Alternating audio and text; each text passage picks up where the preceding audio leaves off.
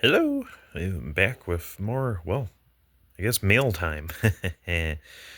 So I have in front of me here another Ford Carfax book. So 1983, another, just normal binder. This is the cover. This is the spine. Back is just plain silver. That's all right. Pop it open. Whoops. Inside is blue. Like I said, 3-ring binder, pretty standard. And then this is kind of the theme on the inside. Very sleek and simple. So, if you're not familiar with these books, we'll get you the rundown. So, what each of these are, it's an entire book dedicated to every model of car that Ford has available. Now, it is only for the Fords and only for the cars. There are separate binders for the Mercury and Lincolns, and there are separate binders for the Ford trucks and vans. But inside is everything you would need to know about the cars on a technical level, on a option level, and then there's plenty of things like speaking about comforts and pleasures inside the vehicle, uh, notes about trim exterior, any body changes, interior changes, option changes, anything that had come or gone to the car. And if it's a car that was unveiled for this first year, they'll spend some time talking about that. You'll see that in most of my other books. But in 1983, I don't think Ford had come out with any new cars. That'd be more for 1984. So we'll start off here at the top of our book for general information. This one actually has a pretty extensive fuel economy comparison, and it covers everything, every single vehicle. So my guess is that this fuel economy comparison had made its way into, the same exact one is probably existing in the 83 truck book. And it's very extensive. I mean, there's a list of half of the AMC products just right here on this page, and half of the Subaru products. There's cars in there that aren't even directly comparable to any Fords, but they provide it. Notable fuel economies across each of these cars and capacities, which is interesting. Since we're here, kind of interesting to note, 83 is the point where all EXPs have been upgraded to a 13-gallon fuel tank. All EXPs prior were 11 gallons. And then Escorts, the 2 and 4 door hatchback. Oh, and the wagons are down here. All the wagons are 13 gallons. The higher trim Escorts are 13, but the lower trim Escorts are 10s. So 83 Carfax books. Hey, there we go. 84 tempo. So we might actually see some new car data in here for the tempo. Yeah. So we'll make sure we touch on that. But in these videos, I always show you the entire book so you can see what it's about. But the normal person looking at this doesn't have an extensive car collection like mine, nor are they creating some sort of database for all these cars like I do. So most people looking at getting these aren't going to benefit from buying the binder when it's for 8, 10, 12 cars and they only have one. And these are, they're not useless by themselves. They're extraordinary, but they are best when you have the other ones with them, all the other years. So that way you can actually compare these from, 82 to 84. Um, if we're looking at the 83 book, if you have the 86 book, you would want to have 85 and 87 as well. So then eventually you just get this giant bookshelf just full of these things. And that's fine with me because I utilize all of them. Everything that's inside these, I put them up in the databases. I share the information. I make these videos, but I specifically reach out to the Escort and EXP segments of all this stuff, so that you don't have to get these. If you only have an 83 Escort, you don't need to buy the whole binder. A binder that's about $100 in most cases, just for you to read up on a small segment on your car.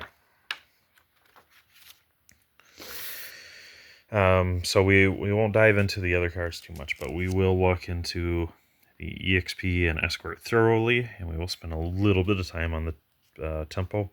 When we reach the bottom of it, well, we'll get into the powertrains and options accessories. So here, this is the table of contents for the entire book, essentially. And each one is labeled by tabs. So there's a tab designating a Mustang section, an Escort section, Fairmont Futura section. And then once you get down far enough, you can see there's 2 tabs in a different color. One for powertrains, one for the options, accessories. These cover kind of the technical aspects when looking at the powertrains of all of them combined, so that you can go into powertrains and say, assuming let's imagine we're in a dealership and someone comes in and says, hey, I really want, a kind of larger car. I'm not sure which, but I need to make sure it has a V8 with a decent tow package, because I every so often hook up a tiny trailer and the whole family goes on a camping excursion. Okay, so we'll flip down to powertrains. You can pick out, which car, you pick out your performance and towing needs, and then we can go through. It'll list which cars have that combo available, and then we can go back through it. Whether you think it'll be something like a Fairmont or an LTD or the LTD Crown Vic, or the wagon version. And then options, accessories, that's in its own tab because it's kind of generic Ford. A lot of these options and accessories carry over across multiple cars. Things like cruise control, interval wipers, and a digital clock. It's how it's trimmed in the car varies, of course, but the features themselves are the same across all these cars, in cruise control even. So that's why it's in a separate tab. So, and then there's plenty of information here to start with before we get too deep. But real quick, this is kind of how it's organized here. Kind of explains just everything I shared with you. We'll review this once we get into the car tabs themselves. There's a little bit of general information to check out here. We won't go too deep into it. We'll kind of show you what's hiding in here. So there's in some of these other binders, all these are dimensions, physical dimensions, or performance reports, statistic reports, however you want to call it, of all the available engine options, all the available transmissions, but then also the weights, the physical dimensions, occupancy dimensions. But they share it all out on one chart here. In some of my other books, all this EXP stuff would just be on one of the EXP pages within its tab. Same with the Escort, same with the Mustang, yada yada. General information, the glossary is right up top, which is peculiar. used to that being in the back. General information, extended service plans. Really not relevant for us today, but you can kind of see the chart here. Service intervals for the CVH cars here. And then there's one for all other cars.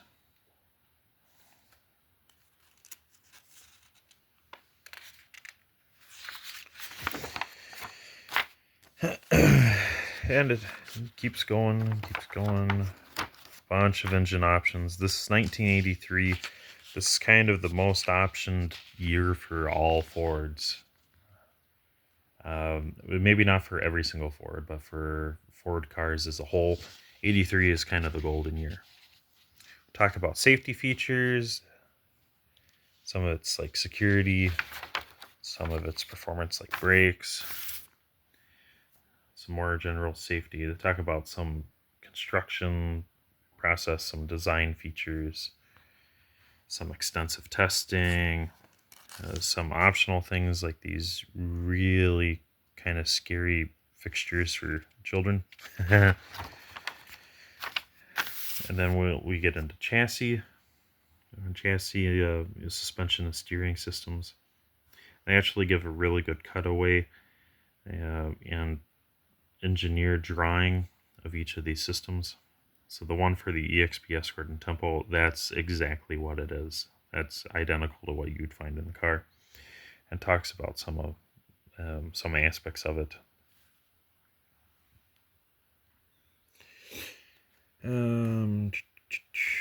Somewhere in here we will see the rear suspension. Hey, there we go for the EXP and Escort, and then the one for the Tempo. Now, this right here is an interesting shot. We can actually see these side by side. Because we all know the Tempo and the Escort EXP, it's a relatively shared platform. Like, literally the entire front suspension is identical, and nothing differs up front between those two cars. Up front, the only difference is the body parts, that bolt onto it. But in the back, things are a little different. The brakes are identical in the rear, but your trailing links are slightly different. Your knuckles, the knuckles could be the same part, but your struts are different because they now have an integrated spring in the Tempo, like all of our newer front-wheel drive Fords. And that means that there didn't need to be a arm anymore for a control arm to be a spring carrier. Now you can have two separate arms, which will better, it reduces weight, but it also better controls the wheel's toe as the suspension travels. And this was a big thing because what had replaced the Tempo, the Ford Contour, would actually have passive rear steering. So when you're taking a hard enough corner up front, the car will twist just right, and that means that the suspension geometry in the back will actually have both of the wheels kind of turn in the direction you're going. So it's pretty wild. For some of you who are in the UK, we're talking the Mondeos here, the Mark 1, Mark 2 Mondeos, touring car legends. So that's kind of that. They continue talking about some. It's nothing too crazy. And then they show the last couple cars that aren't relevant to us. General specifications. So that basically just go in through here and they label what the technical name for these components are. These are the two we'd be looking at. You can see that on the front of the front sections of the Tempo and the Escort's identical,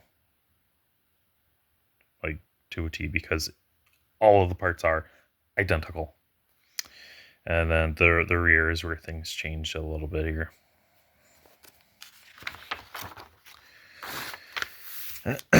So now we're focusing heavy on steering here. Right off the bat, this is all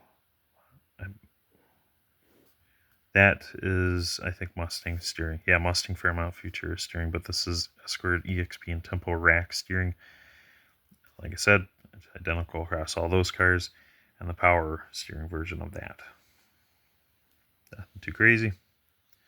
I talk about some of it. Fun fact, the steering ratio is different between the power steering and the manual steering. But otherwise, that's about it. If you have a choice between one of these two, just get the manual one. Okay, you're gonna save yourself a lot more headaches as you're trying to tend to the car over the course of its lifetime. And talks about some of the steering geometry. It's a big thing on the front wheel drive cars. Try to set up the front steering and suspension so that you're not burning through tires. Well, what's ironic is that that's exactly what they do for the 81 to 83 years of the Escort and EXP. Tempo, starting 1984, they would actually go from positive camber to negative camber.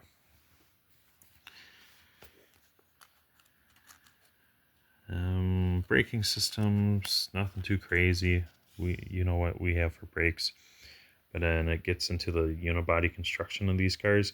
This is really cool. They have an actual,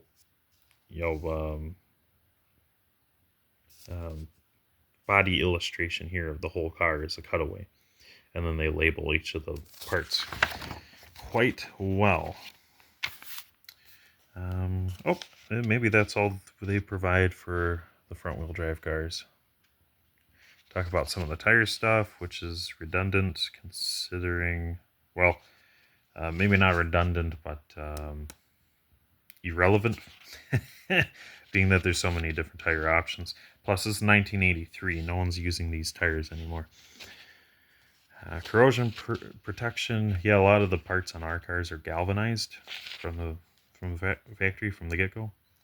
So that's why things like fuel filler cap doors are usually pristine on all these cars. Oftentimes the whole rest of the car will rust first. Hey, okay. So now we really get into the body constructions here. Actually see them side by side quite well. EXP, the Escort, you can see how everything up front is identical and everything inside is identical, but the entire exterior is different. Aside from the cowl, where the wiper arms go. But the front fenders are interchangeable. Tempo body here, it's only a crude drawing, but same thing here. You can see that the entire front end engine bay of the car is identical to the Escort's, and the floor pan is, I think, also identical. If it isn't, it's very close.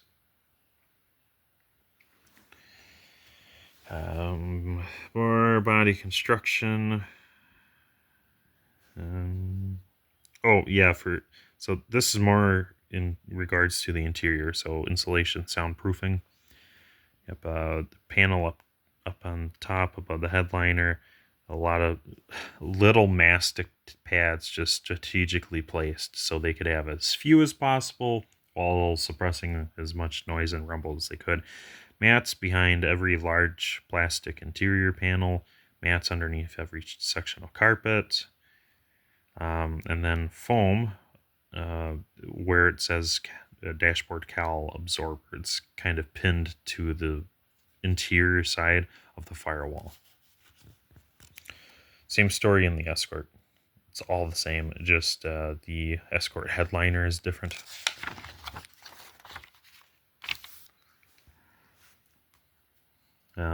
Again, very similar stuff in the Tempo.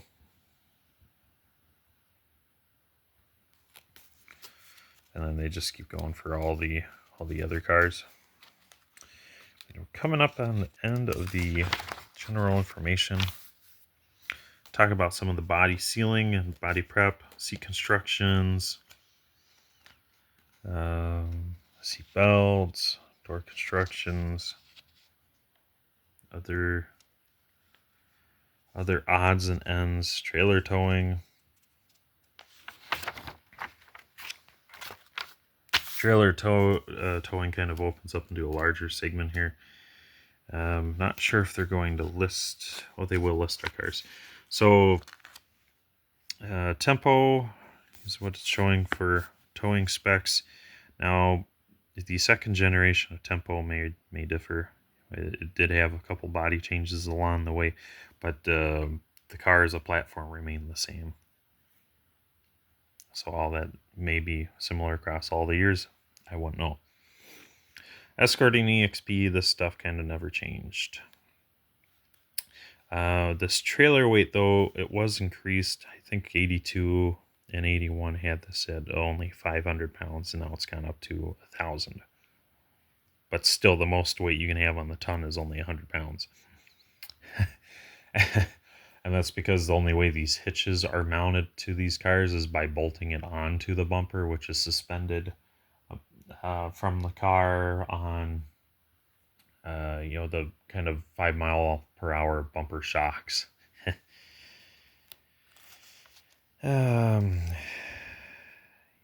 Yeah, then minimum required equipment. Yeah, you manual steering on all these. There's no different brakes or anything for cars that trip with it. Cars equipped for trailering. Tires same. There is no tow package. Power discs. So the Escorts, the lowest level Escorts could still have manual brakes. That's why they make that note there. It's pretty important. And I think there was something else I want to say. Transmission ratios. So in the other books, it would actually specify we prefer these transmission ratios, but in here you can see that even the ATX is acceptable. But in prior books, it would actually specify manual transmission, but the 373 gears preferred, or the 405 gears preferred, and it would say like the 352 gears prohibited. I made a big deal about that, but back then they were making a lot less power. Okay, so there's a VIN breakdown. This is actually quite handy. This works perfectly well. Because now, for 83, we finally made it so that the VIN number is, starting to reflect trim codes to not just, a body style, but for the EXP, that's not yet the case. It wouldn't be until credits like 1987 they finally made the EXP Sport Coupe and Luxury Coupe its own VIN number. So up until 87, your body type, so the what would that be? I think the fifth digit, digits 5 through 7, I think, would the EXPs would only be notified by their body style, while the Escorts, there'd be a separate VIN number for each of these trims here, trim levels.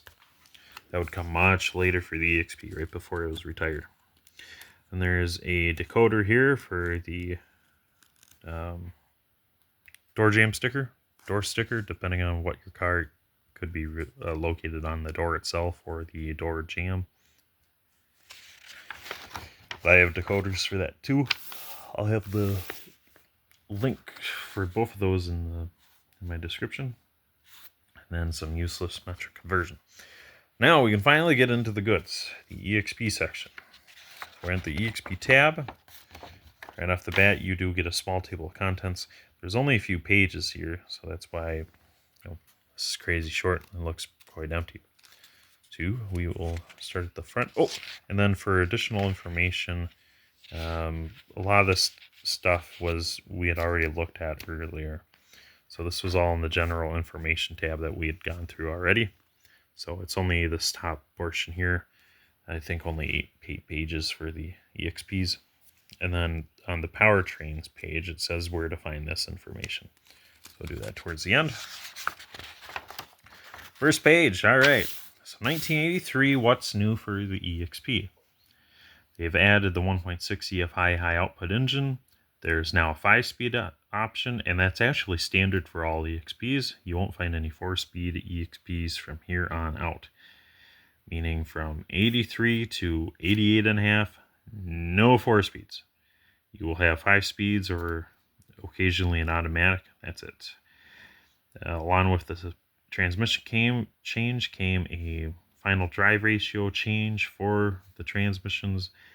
Well, yeah, because you changed transmissions completely, so there will be a different final drive. So what had happened was in 81, there was the standard 4-speed cars for the Escort. For 82, they gave, I think, 2 transmission options for the Escort and then 2 transmission options for the EXP. One would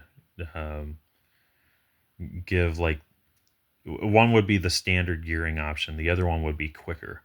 For both of the cars, there's the standard option and a high performance option. The high performance one is rather rare, but it's a shorter final drive or a shorter, a narrower range of gears in the transmission. One of the two, so that either way you're getting quicker gear changes between these cars, because you're able to rev up your engine more, and you're gonna accelerate faster. That's how that works. But by having the 5-speed, you can kind of do away with both of those. You get rid of the short 4-speed, you get rid of the tall 4-speed, and then here you get the 5-speed. It bridges the gap between those. So now you actually have really good acceleration and good cruising comfort and economy.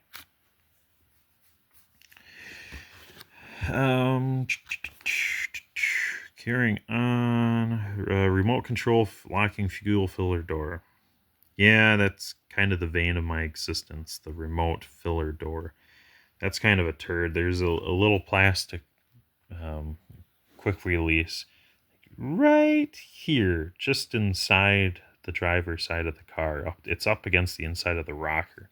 You reach in, you pull this itty bitty thing, and it undoes the lock on the fueler door, and now you're able to open the door and pump fuel like normal. Those are quite problematic. It's hard finding the cables for those today, and that's a chore because they regularly fail today. Plus, the plastic handle could always break if you're being crazy with it or trying to use it when the cable is rusted shut.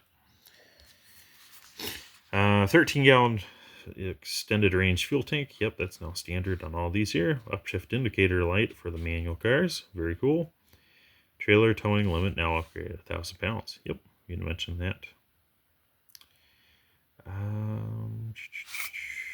That's all design. So new automatic transmission shift pattern. Yeah. So for 81 to 82, the shift pattern was it was actually kind of notchy. You'd have to follow the serpentine route. But for 83, all the way to 1990, it's now just a straight shot. You just simply go forward and back. The new MTX shift knob move rearward for easier shifting. Yes. So in the world of EXPs, what we do is we call the 5 speeds have a different shift lever. So all of the 4-speed cars up until this point have been just perfectly straight sticks. The 5 speeds will look more like this. That's the 5-speed shifter. And according to the book, it makes it sound like the 4-speed shifter would now look like that too. And it could be the case. I'm not too sure. I don't have any manual Escorts. I don't have a single freaking manual Escorts. I've had 5 Escorts in my life, and every single one has been an automatic. New knit vinyl seat trims, yes. So whenever there is any kind of cloth or vinyl seat in an 83 EXP, it's different than 82 and it's different than 84. Instrument panel graphics have changed. Yep, they're now mostly black with a little bit of yellow instead of black and white with yellow and red towards the red lines. Black cluster trim surrounds. Yep. So before it was kind of like a zoot suit style on the on the surrounds for the instrument cluster and the radio in the lower cluster on the EXPs. They changed it out for just flat black plastic. Yep, that's the new radio graphics as well. Colored key console and instrumentation panel. So now for 1983, whatever color your interior is, your entire dashboard and your lower center console will match that as well. Storage band added to driver's sun visor for storing small items, yeah, like credit cards or parking passes, whatever. Cargo area cover is, it lists that here. The 82s had it, but it was a roll-up type. For 83, most of them were a snap-in type. Kind of like a canopy for a boat. If you have a fishing boat or a sport boat, a lot of them will have a snap-on canopy cover.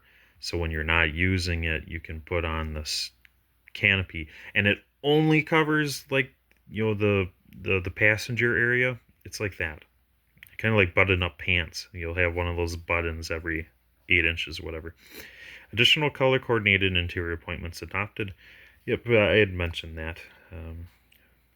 Just the dashboard and center console. And now, 83 on up, EXPs all have a center armrest. And then 4-way manual driver's seat. I don't know what's talking about there. All the EXP seats have always been the 4-way manual.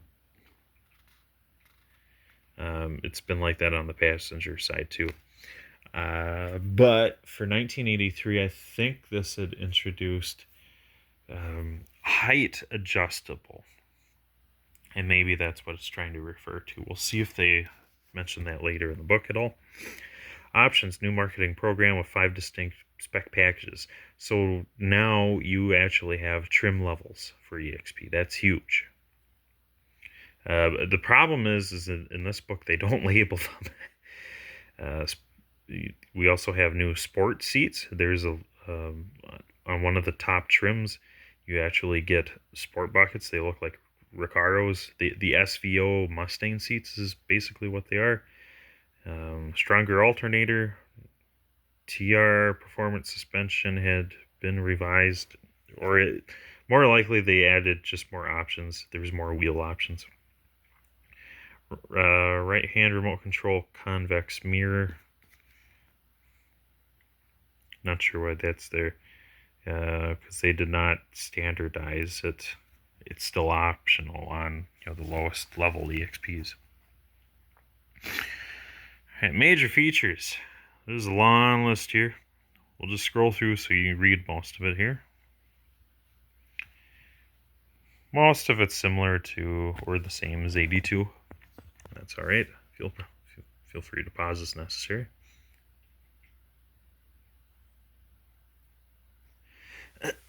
Now, before we turn the page, we'll look at this photo here. This is an interior for 1983 EXP, but get this, it's missing the center console, and it's a 4-speed. So I'm pretty sure this is just it's a 83 prototype, so it's an 82 EXP with 83 parts. So it has a color coordinated dashboard, matches the interior, which I I can guarantee that's a white EXP. Something to note here. Yeah, never mind. Same white EXP, white interior, pretty rare, or maybe light gray, most likely white. But it's missing the center console, and that's a straight stick shift, so that's a 4-speed. That's a big no. But the sport bucket seats are here. Maybe this is the cream interior. That would make more sense. Darker carpet. So now notice the vents around the dashboard. They don't have a silver border like they used to. They used to have a silver border just like this gauge surround here. But everything else has been blacked out. It's no more chrome. Headlight switch, that's black. Chrome knobs on the radio, I think might be black now too. All the chrome knobs on the heater controls are all black. The chrome surrounds on the window adjustments are now all black. They basically blacked out everything. Here's where we get to the comparison chart here. Each of these are the trim options. So this is base level EXP. And then, so what each of these are, you'll follow me over here. I do have a EXP and LN7 option price chart table. I'm not really sure what you want to call it, but it's a large spreadsheet database thing, kind of like my a very famous registry one, the decoder one. But this one is strictly for options and pricings. So up top here, I have labeled the car trim code and the trim level. So you'll see that the 300B option that we reference in the book, 300B is going to be the base EXP, and then the 301 is going to be the base EXP high output. The 302B is going to be the EXP Sport Coupe. The 303C is going to be the Luxury Sport Coupe, and the 304 is going to be the EFI GT. So basically just know that the 300's the absolute base car. 301 is base car plus a couple upgrades.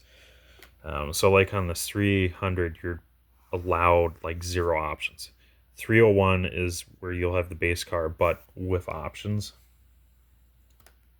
And then the 302 is where you have the Sport Coupe. So we'll look through this chart here. It's big. It spans across many pages, and you for sure get the high output and 5-speed. But I think maybe your interior options are limited. Okay, you get the knit vinyl low back seats, so you get the plain seats. Versus the Luxury Sport Coupe, you actually get some of the more fancy goods. And then the most rare here, the most hard to come by, is the EFI GT car. If you have an 83 LN7, this top option will be the very rare LN7 RS EFI, or GTRS. They apply all these abbreviations here. So, like usual, feel free to pause where necessary. I will talk about some things as I see them. So, like here, you can see the base cars. They will not get the right-hand remote control mirrors, but it may be optional on this second column. You also see other things like the 5-speed badge on the deck lid will not be on the base car.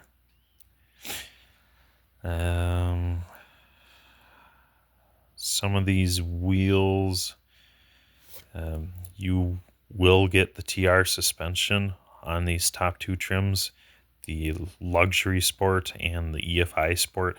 So the EFI Sports, those are the top dogs. Okay, they got the most options across the interior and under the hood, and suspension wise, they have the best of the best, essentially. Interior wise, here's that list. No cargo cover on the basest of cars. It says no console on the base car, and that could be correct, but I doubt it. I'm pretty confident that all 82s and all 83s had a full lower console. It does say consolette here. This is for sure a thing for 1984 to 85. Most EXPs would only have the little consolette unless you had the turbo or another similarly high trim option. Those would have the full console.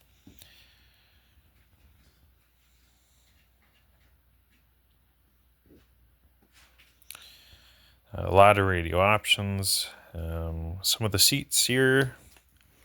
Seats continue. Here we are.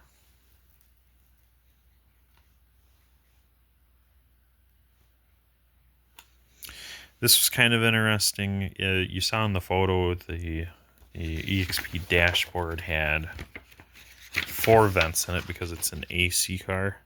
All right, pretty sure these are vents. If there's no AC for 82, this would just be a blanked off panel, kind of like the dashboard is right here. But in 83, if you don't have AC, these become little like coin trays. Which is kind of funny because the Escorts would commonly have that. Very cheap little thing that really doesn't do anything for you. All the normal stuff.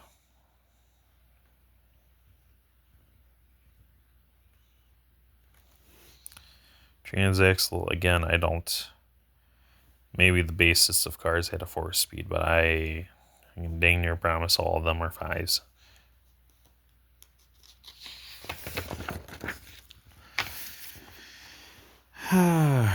And then regular options. So these are things that, high ticket items, and they'll mark what's optional, what's standard.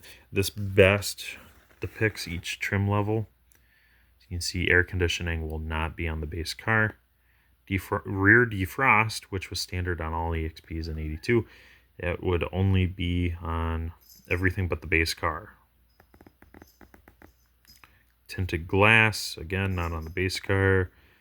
A lot of the stuff not on the base car. No sunroof on the base car, but available everywhere else. Sport seats not available on the bottom 2. TR suspension not available on the bottom 3. So I guess that's what separates the Luxury Sport and the EFI cars from everything else. So as you go down the list here, you can kind of see at what point does the next trim level of car kick in. EXP instrument panel cargo area. It talks about the interior. Some gives a rundown of some of the features. Nothing too crazy there. It's all just rinse and repeat from the prior year. Some capacities.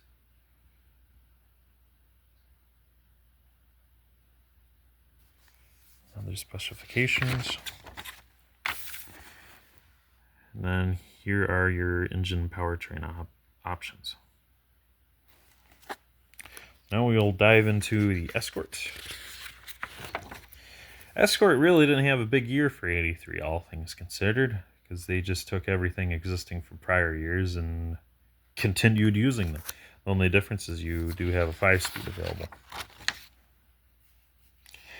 Oh, and I should say that the paints had changed a bunch for 83, and the body side decals and the paint jobs had changed for 83. Not that they had removed anything before, but they had added so much more. It also added a lot more options to these as a whole.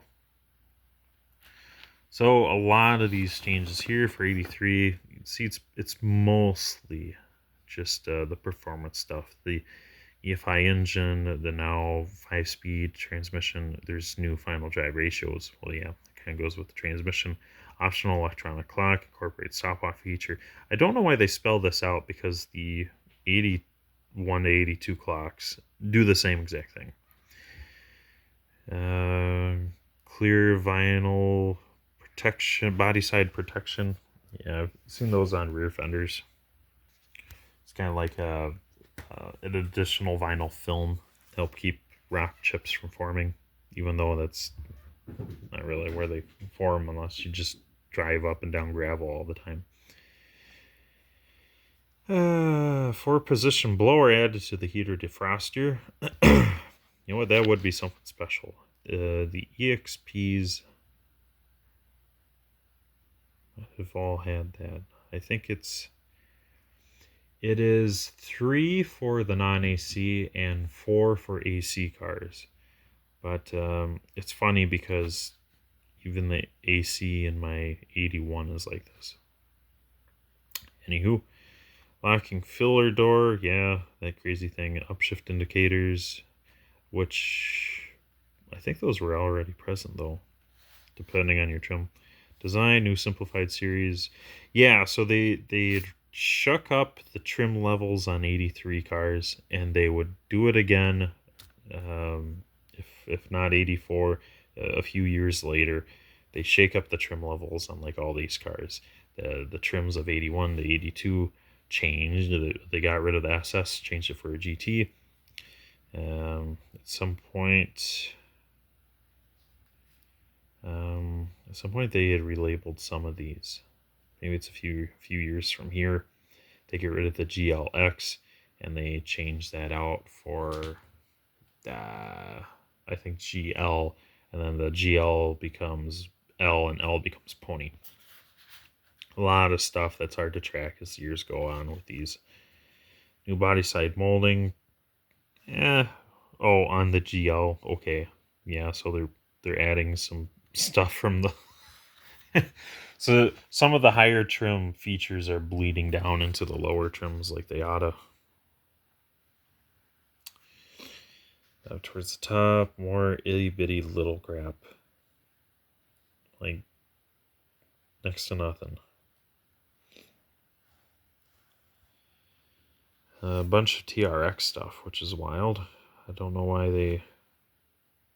Oh, because they added one more size of wheel, or one more style of wheel, I should say, for the TRX. Model availability. There we go.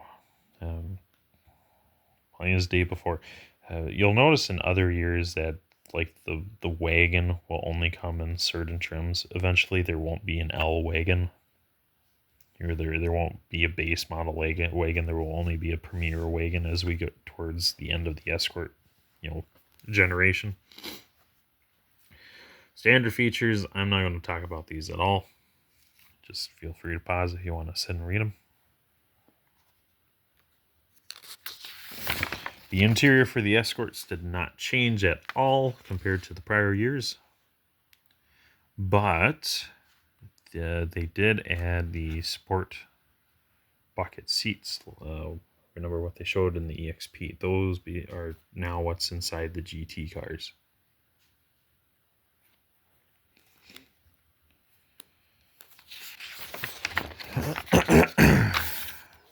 Here's the GT car. Now looks pretty fly with the lower fog lights. And with being the sport bucket seats, they now have halo headrests.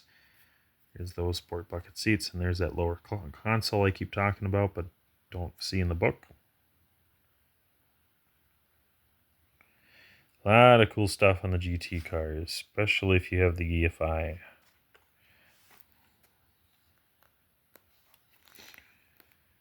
L Series wagon. I got a feeling there's going to be a bunch of pages here where they dedicate just one trim of one body. Yes, it is.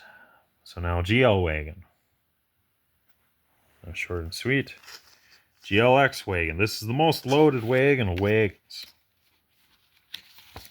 And as I'll flip back and forth between these so you can actually see and enjoy them here.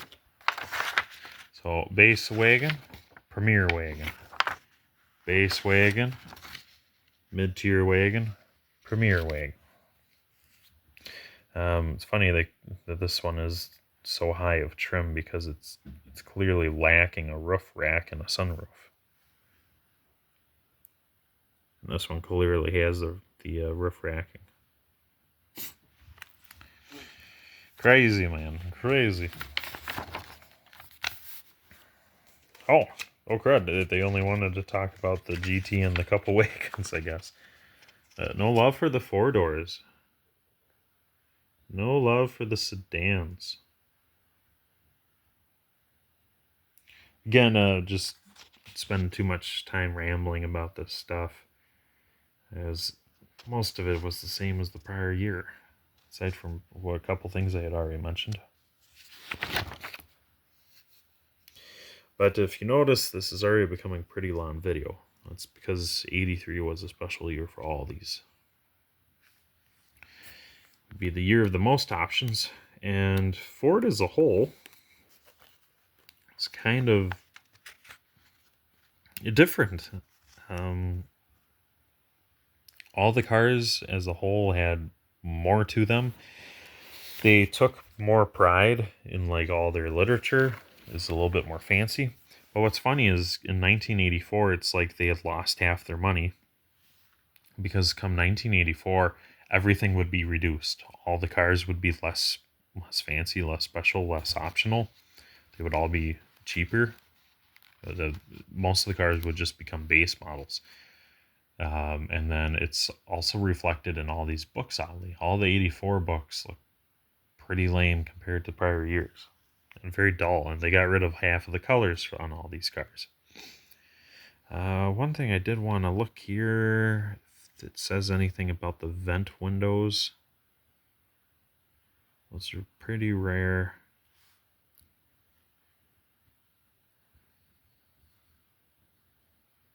Maybe you won't see anything about it. Windows, front pivoting vents. Very rare. Optional across every car, including the GT.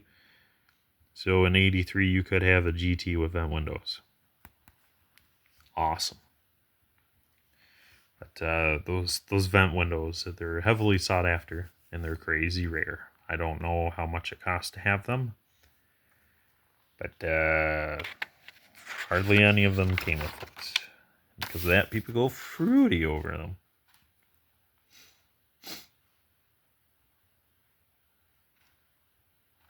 Get some dimensions, capacities, some specifications. This is something I keep an eye on. There are two different types of rear brake drums. They got the 7-inch and the 8-inch, and there's no set rule as to which cars have which. But in 83, you can see that all the sedans and all the wagons have the 8-inch, and the 2-doors will be 7s unless it's high enough trim that it gets an 8. And note that some of these cars will still have manual brakes. The power team combinations. Now we'll skip ahead to the tempo. I'll just give a quick look-see here. So normally this would say, yeah, 84 tempo, just like that. But placed in the 83 book, kind of as an afterthought. You can see this is totally different imagery presentation than it ever was before. And I think it's only this one page that was inserted post-production of this whole binder. Like they made this, they had approved this with Ford and everything, and it got everyone's blessing at corporate, and they started making it. They made like 10,000 of these things, and then they're like, ooh, you know what, I know we just made this, but next week we'll be able to start ordering tempos. So let's just stick this in here real quick.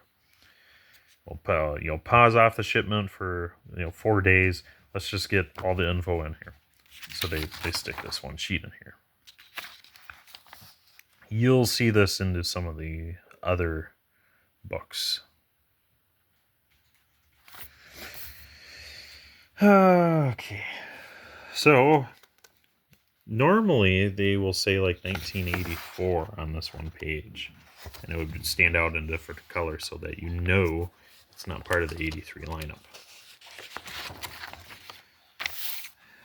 So I won't talk much about these because I know darn near nothing about these. But I'll scroll through so you can pause and enjoy them at your leisure here.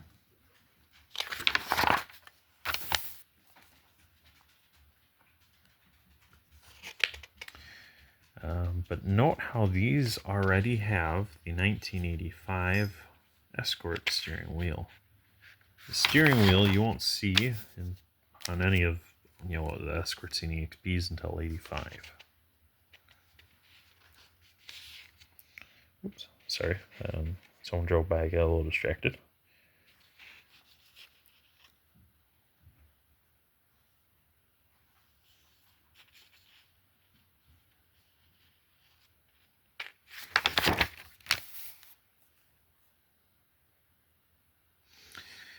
I do apologize for the amounts of glare we've been seeing in this video. I got this binder at a very good price because it had quite a bit of like humidity damage and a little bit of water damage on some of the first few pages. So a lot of these are curled, and well, there's not really a good way to fix curled paper.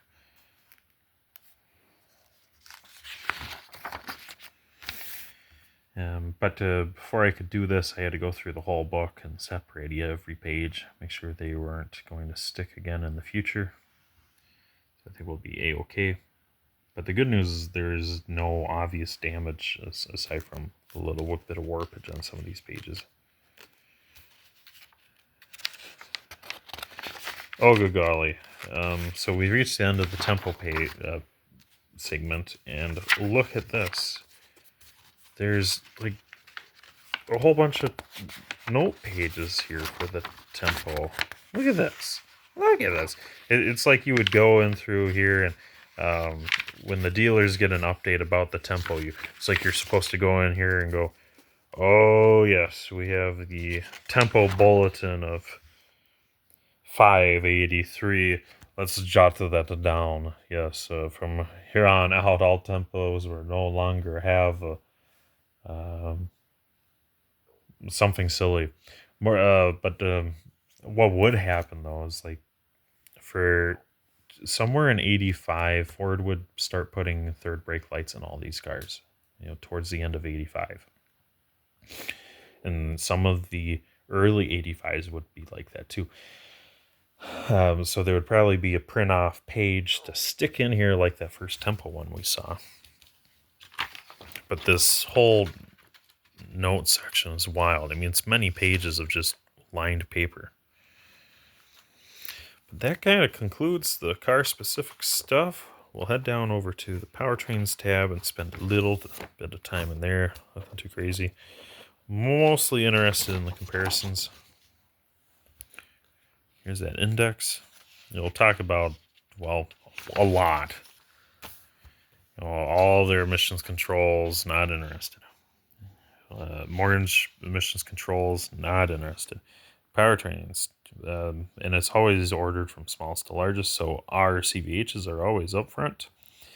1.6 CVH, compound valve hemispherical. Yeah, good stuff. Yep, new EFI version. Look at that. Ford even said Hemi engines. Oh, yeah, baby. They do actually have one of the higher engine outputs per their displacement. When the turbo models come out, that would really be evident. 120 horsepower and a 1.6 is pretty impressive for 1984.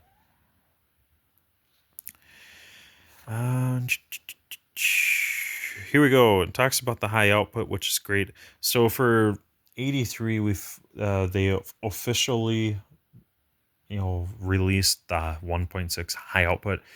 For late 82, there was a high output available, with pretty uncommon, and it was very late in 82. It was only for like the last month or two of production.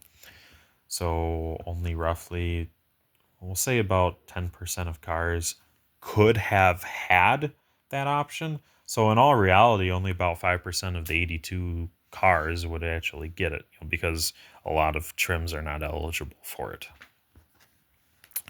So for 1983, the 70 horsepower had gone up 14% to 80 horsepower. It also moved it higher up the rev range, which is interesting. You can see a 70 at 4,600 became 80 at 5,400. And that's because the high output has a tubular header, slightly larger camshaft. The carburetor now has a very slightly larger secondary bore, barrel, throttle bore, whatever you want to call it. Intake manifold is larger diameter, and the head intake ports reflect that. Pistons have higher compression, and now on the airbox there is a second dedicated snorkel, so it can get more fresh air. Now it talks about the EFI engine sum. EFI one here makes 82 horsepower at 5,200 RPM versus the 80 at 54 and 70 at 4,600. Standard in the Escort GT. I was going to say, I'm pretty sure every 83 GT was the EFI. The 83 GTs are pretty rare. They did not make very many. Talks a little bit more about the EFI. We get into the ECU. And so the CFI CVH is the first electronic fuel injected and electronically controlled CVH, like at this point ever. I'm pretty sure the UK CVHs didn't even get EFI at this point. Then we talk about the Tempo engine, the 2.3 pushrod. Just looking here, it would be pretty funny if it said it was derived from the 200 straight six, because it's basically that minus 2 cylinders. Good, 2.3 propane engine. Look at that. You don't see that every day. Sometimes they do get photos for these. Yep, there's that 200 straight six I was talking about. Produced from 1964 all the way until 1984. 20 years that engine's been around, unchanged.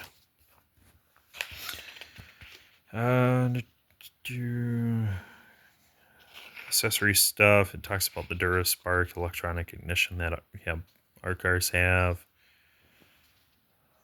Self-adjusting clutches. Our cars have those too. Pretty interesting, but it's hard replacing those when they wear out. It's a ratcheting pawl mechanism. When the teeth give way, you have to change them. Then there's no spares out there. Talks about the axles some. Dremel specifications. You can see oil capacities here. 4 quarts and this 1.6, which is pretty big. A lot of odds and ends here.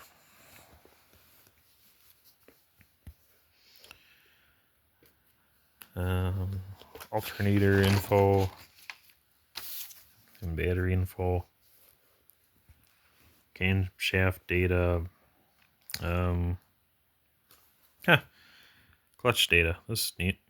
You see the 1.6 has an 8-inch diameter clutch. The 1.9s would have, I think, a 8.5, 8.75. It's slightly larger than this. The 2.3 clutches are, just tiniest bit bigger.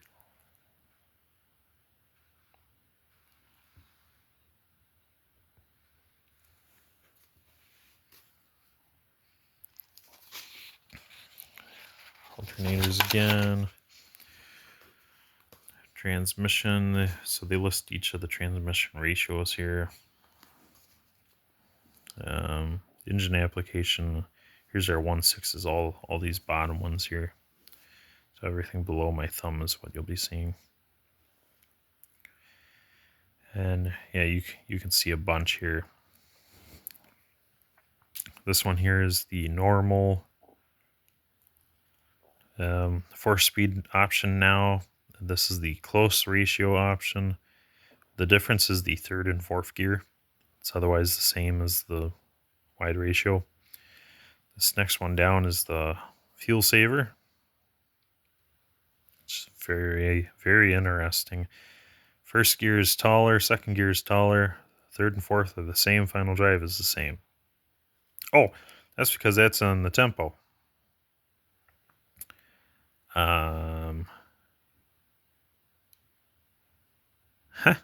don't list the 5-speed. Oh, good grief, people! Where's our 5-speed transmission? Must not have had any data on that yet. Yeah, 8.1 quarts in the 1.6. I can test to that. Takes practically 2 gallons. Then index.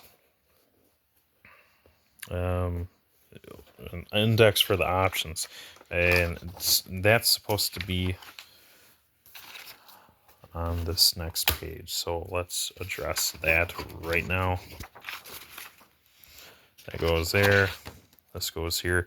I'm not too surprised. When these leave the factory, I have one that was factory fresh. Each of these tab separators were at the back of the book, and then in front of that, it was all of the normal sheets of paper in order of where they would be in the book, but you had to take the tabs out of the back from the 3-ring binder and insert them between each of the chapters. So someone probably just had these slightly out of order. Talks about air conditioning, center armrests, headlights, some brakes, some batteries, a little bit about automatics.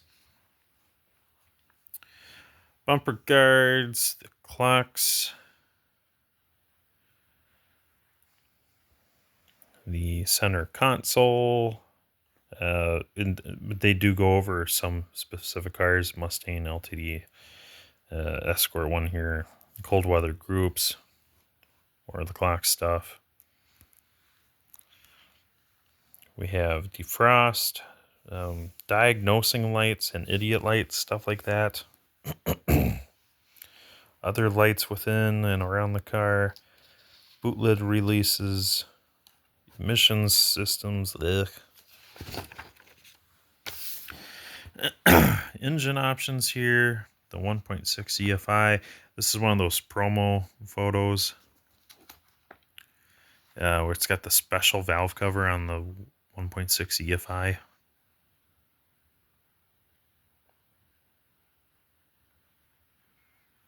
Fuel saver, high output,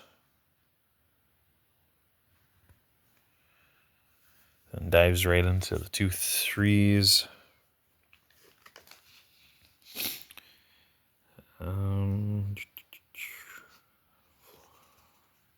Locking fuel doors, fuel tank info,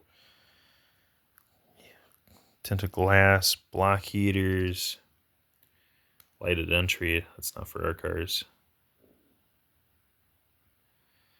Instrumentation.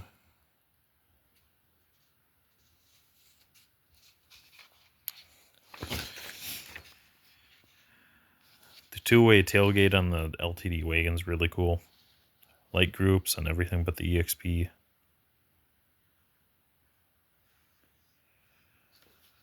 It lists some of those lights. And I think it says except EXP because the EXP would already come with all the lights available. It's just from the get-go, they leave with more stuff than an Escort would. Some luggage rack stuff, some luxury interior stuff. Again, this just shows how many options there were in 83 across the entire lineup versus the other cars. The 82 book is not this thick in this segment. Passenger side door mirrors.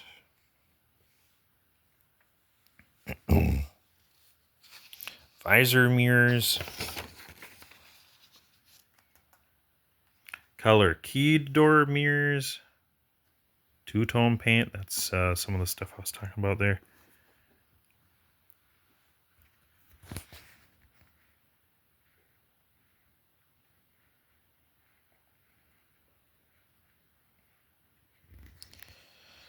Extra paint options, more paint options, paint protection, premium sound.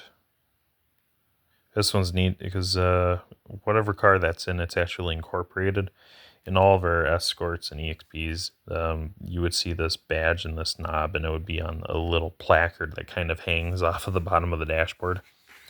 And whatever car that's in, you can actually see it's fully integrated into the dashboard. And that kind of opens up the way for all the sound systems here. We get a bunch of them. So far, all of the EXP and Escort sound systems are the dual dial radios. It would be in 85, I think, where the dual dial becomes the single DIN. Sunroof options. It's kind of only one. Unless you had a Mustang, you'd actually get a T-top roof. Some of the seat adjustability options. Dual facing seats in the back of the Squires. Pretty cool. The performance seats. And then what trim levels you can find them on. And this is where they have photos for them. Normally these photos would be inside each of the car's chapters, but they're not. So that's partly why like the EXP tab was so freaking thin. Because a lot of this content that would be in that got pushed back into the back with all the rest of the cars.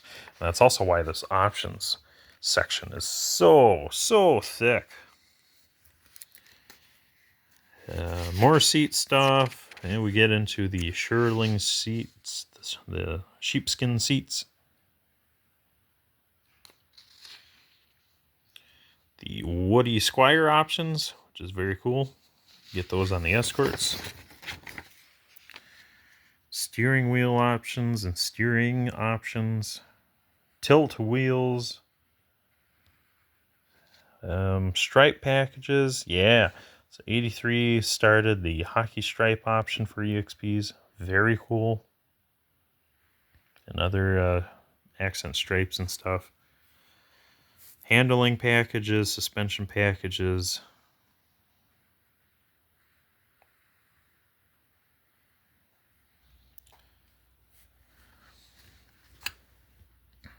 And there's our 5-speed shifter.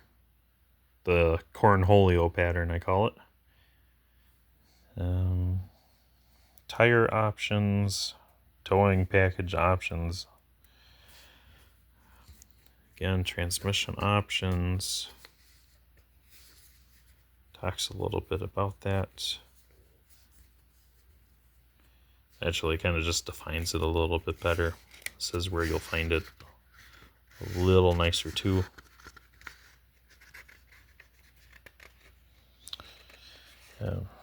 Wish the automatic cars had overdrive, but ours do not. It's just 1-to-1. Freaking 3 speeds. Trip me computers, that's pretty wild in 1983. So at this point in time, all the Escorts and EXPs have for a computer is a clock / stopwatch. It also does the calendar, which is cool. And if you have EFI, well, you have an ECU, obviously. Whole lot of wheels. Okay, we'll dive into the wheels here. First, vent windows. It talks about where you can be finding these. An Escort features window-mounted latch handle in place of knob on door panel. Whole bunch of wheel covers, Mustang turbines and Futura turbines. Those are kind of neat. A lot of wheels here, and they're not really organized. Our wheels are kind of mixed amongst the crowd, and we don't even get to see all of them, just some of the fancy optional ones. wheel trim rings and center caps. You'll see those. Powered windows, remote control quarter windows, fixed window glass, and the Escort two-door hatch pads. Oh, so these are the rear, the quarter windows, the corner windows. They can pop out if you have that option. Also very rare. Rear windshield wipers. Convenience allows driver to select a pause from 1 to 12 seconds between. Oh, that's just interval wipers. Okay. Yep. EXP has that as standard, which is nice. The Escort's not so much. Rear wipers. Here we go. Only on an Escort and LTDs. That concludes the book. Yeah, so that's that. Overall, pretty neat, very handy. I do have a segment to stick in this guy. I have a small stack of 80. Well, it says 83 promotional literature for EXPs, but it covers the 84 models. So I'll probably stick those in here. They'd be something you'd see in late 83 showcasing the 84. Kind of like that tempo section, if you remember. So I'll get those around, stick those in here, and that'll kind of complete that. And I will be on the lookout for the 84 book. It's really hard to come by. There's one in America right now. There's one in Canada right now. And then there's like 2 or 3 of the 85s floating around too. But if I can get some of those, I'd have all of them. I'm only short 84, 85, and 86. If I get those, that covers all my bases, and I'll have everything. Or at least everything for EXPs anyways. I still need 89 and 90 for the Escorts, but... Oh, and 81 for the Escorts. That'd be cool too. Otherwise, I'm not too worried. So, I guess we can stop here. It's been plenty long enough. If you have any comments or questions, feel free to leave them behind, and I will leave something in return. Thanks.